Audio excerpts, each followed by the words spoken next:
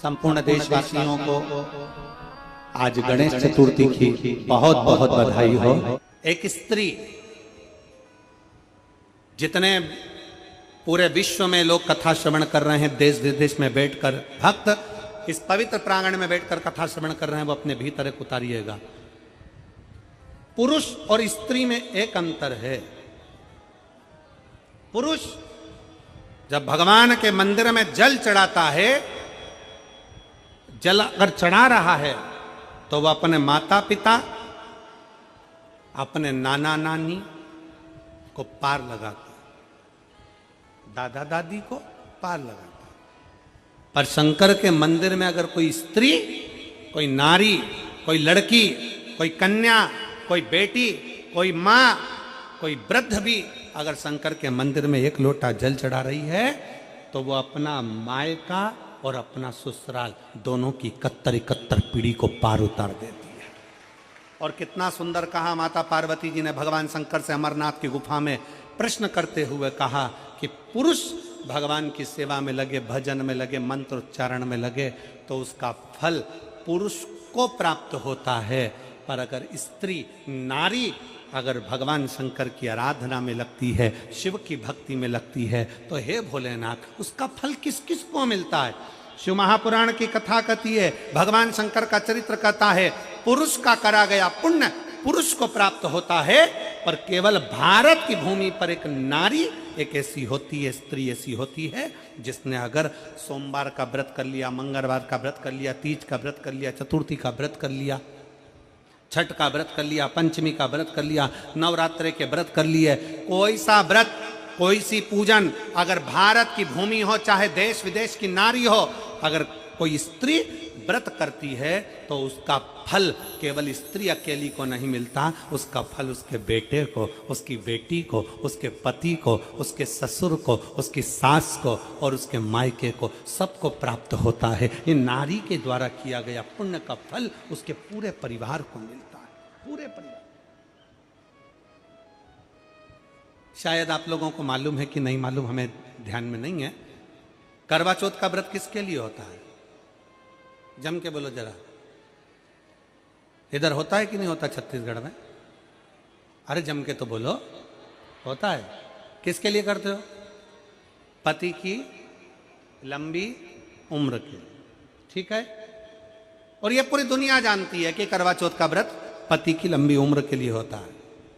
पर कभी मौका मिल जाए तो एक बार गणेश पुराण को पढ़िएगा, और गणेश पुराण में और देवी भागवत में दोनों में स्पष्ट वर्णन आता है कि अगर स्त्री चतुर्थी का व्रत करती है, चाहे वो करवा चौथ हो, चाहे बड़ी चतुर्थी हो, छोटी चतुर्थी हो, किसी भी चतुर्थी का व्रत अगर स्त्री करती है तो उसके पति का तो उम्र बढ़ता ही है, साथ में उसके पुत्र का वैभव भी बढ़ता है, उसके पुत्र का वैभव भी बढ़ता है,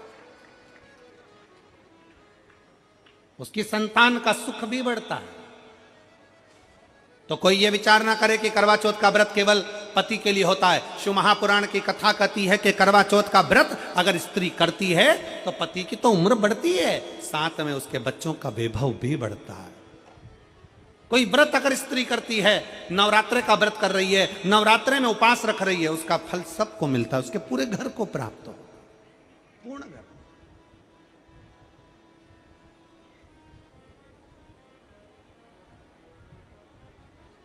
शिव तत्व, शंकर की अविरल भक्ति, शिव की उपासना।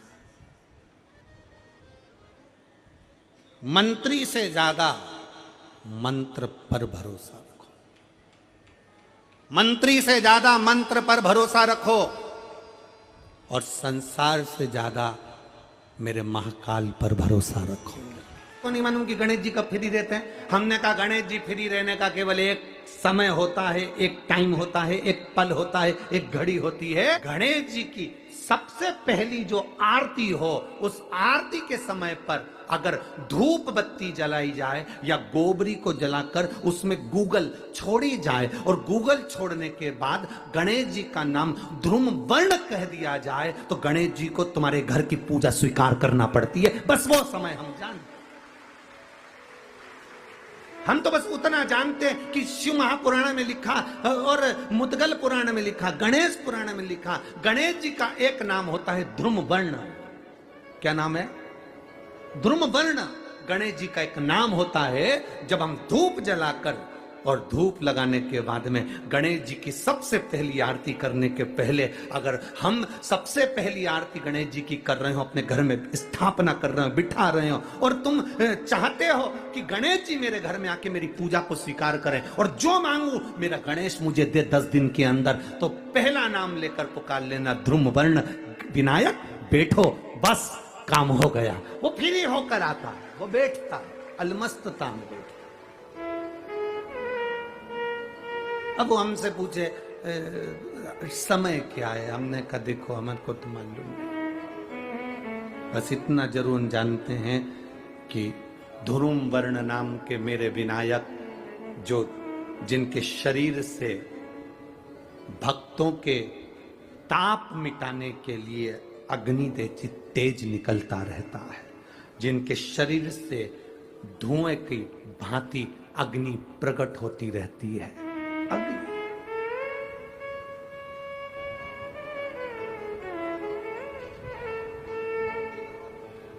हम तो उनको पहचानते हैं जो दुनिया के ताप मिटाने के लिए प्रगटा। उनके शरीर से अग्नि धुआं तेज पुंज प्रकट हुआ।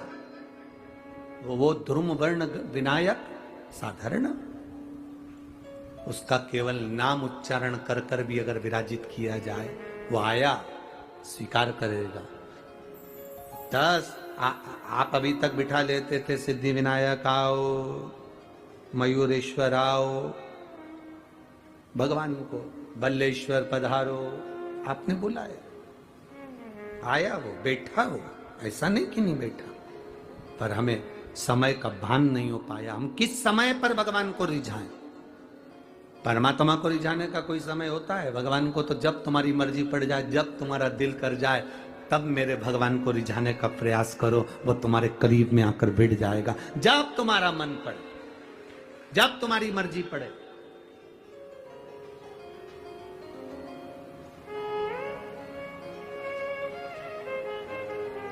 चतुर्थी का जो व्रत करने वाली होती हैं, जो चतुर्थी का पूजन करने वाली होती हैं, उनके भीतर का एक भाव होता है कि जैसे ही शाम का समय आए चंद्रदेव का पूजन करें। चंद्र जब प्रकट हो जाए, कलश भर लिया, उसके नीचे आखा दाना रख दिया, चावल गेहूं जो भी आप रखते हो पूजन के लिए, ऊपर पात्र आदि रख दिया, जलाशय, फिर अपन ने घी का दिया लगाकर पूजन भी कर ली। तो जो चतुर्थी का पूजन करने वाली होती हैं, जो चतुर्थी का नियम व्रत धारण करने वाली होती हैं, बड़ी बड़ी चतुर्थियां करती हैं या उसका नियम धारण करती हैं, तो चतुर्थी का जो पूजन करती है वो किस चीज के लिए होता है? केवल संतान, पुत्र, परिवार, हमारा कुटुंब, हम जिस कुल में हैं, हमारा कुल वैभव की ओर बढ़े, संपदा की ओर बढ़े और उसकी आयु बढ़े, उसकी आयु बढ़े, वैभव बढ़े।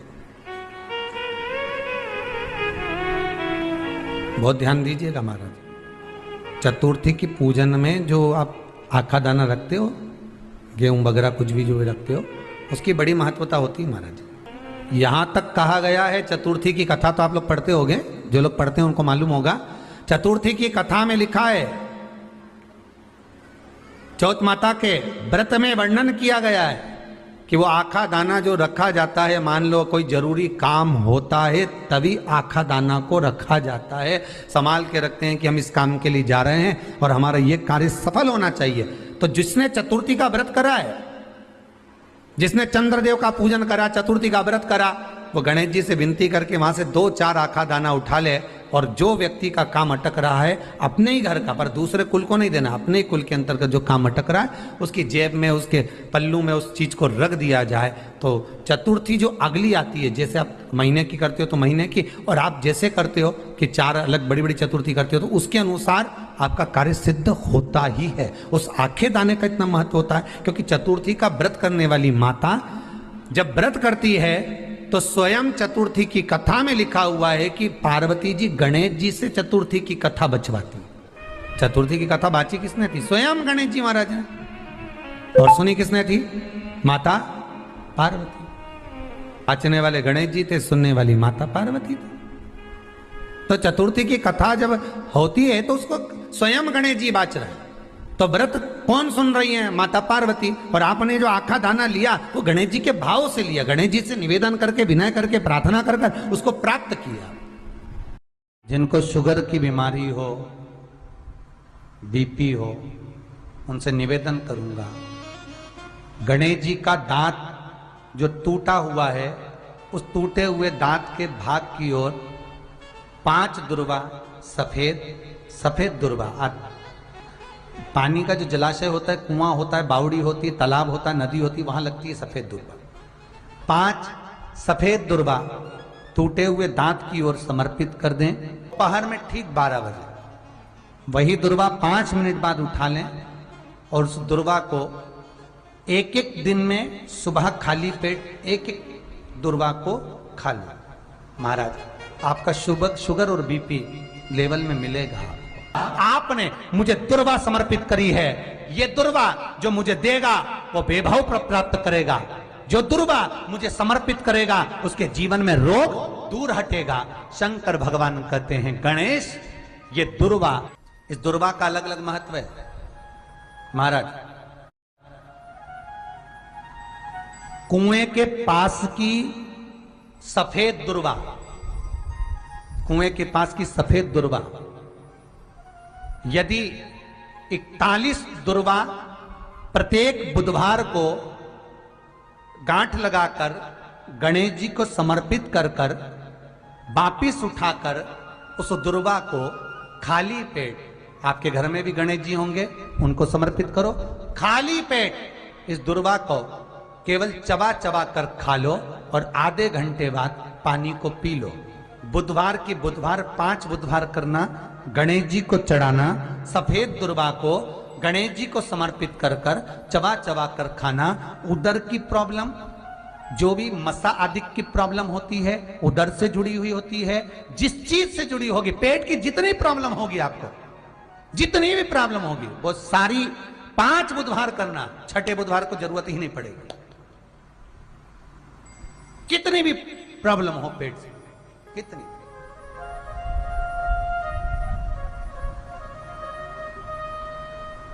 पेट से जुड़ी हुई प्रॉब्लम जितनी भी होगी समाप्त। यही दुर्वा, पेट की तकलीफ रहती है, श्वास की तकलीफ रहती है, उसके लिए दुर्वा का भी व्याख्यान इसमें किया गया।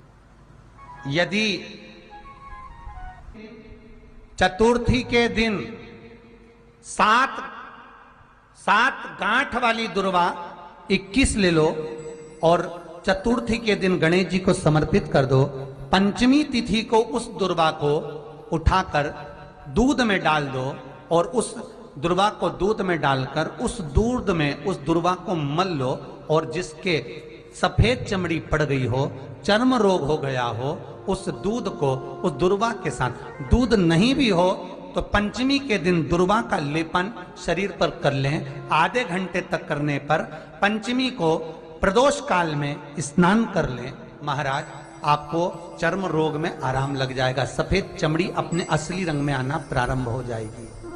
गणेश पुराण दुर्वा का मूल बता। महाराज, 21 दुर्वा के 108 बंडल बना लो।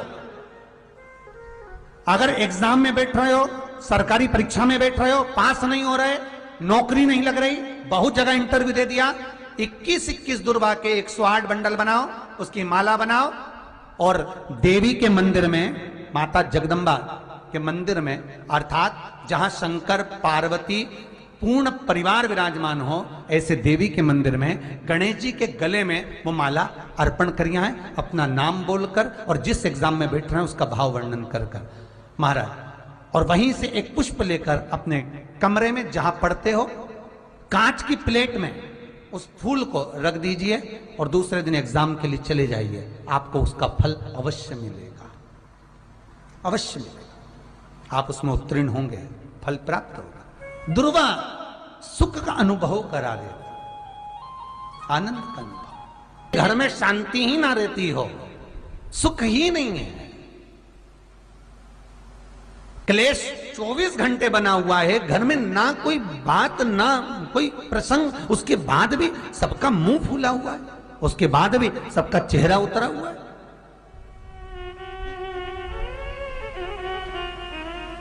जिस घर में सुख और शांति ये दोनों चीजें नहीं हैं, वो निवेदन है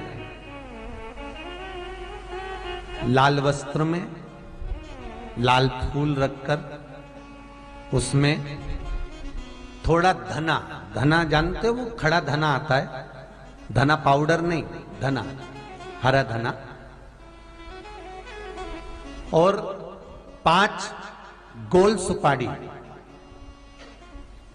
जो गोल सुपारी होती है पूजन वाली सुपारी, 5 पूजन वाली सुपारी, 5 बेलपत्र इस लाल वस्त्र में रखकर घर के मध्य भाग में पूरे घर का केंद्र बिंदु मिला लो, पूरे घर का नाभि कोण मिला लो, पूरे घर का नाभि स्थल मध्य स्थल मिलाकर वहां पटे पर रखकर कुंकू चावल से पूजन कर उस पर 3 बार पानी को फेर कर भगवान श्री गणेश जी महाराज के मंदिर में बिना बोले जो रखकर आ जाता है, उसके घर में कभी क्लेश नहीं होता, सुख और शांति ये दोनों प्रवेश कर जाती है।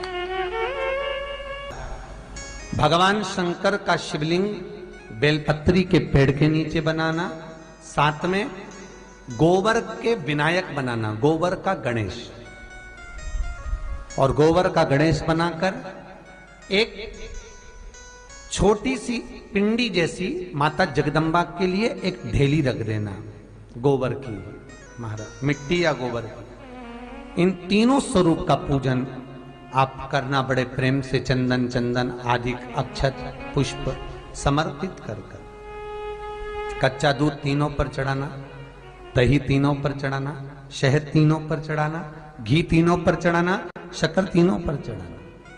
पूजन कर कर एक इतना बड़ा लाल वस्त्र, लाल वस्त्र, उस लाल वस्त्र पर अपने हाथ के छापे बनाकर कामना कर कर कि हम पति पत्नी में कभी झगड़ा ना हो, प्रेम बढ़े, क्लेश ना हो, आनंद बढ़े, छापे लगाकर उस वस्त्र से उन मूर्तियों को ढाक देना। पूजन कर कर घी का दिया लगाकर ढाक दीजिए। 108 चावल के दाने लेकर एक एक चावल का दाना अपनी कामना कर कर उस वस्त्र पर डाल दीजिए। वस्त्र का चावल अपने ऊपर बाद में छिड़क लीजिए, मूर्तियों का पूजन कर फिर वापस पूजन कर कर विसर्जन कर दीजिए। अगर अदालत में केस भी चल रहा होगा तलाक तक का, तो भी प्रेम बढ़ सकता है और आपका जीवन सुखमय हो सकता है, आनंदित हो सकता है। कोई पैसे नहीं दे रहा, अवश्य करें। कोई धन नहीं लौटा रहा, अवश्य करें। कहीं किसी कंपनी में आपका पैसा उलझ गया है, नहीं मिल रहा है, अवश्य करें, मिलेगा फल।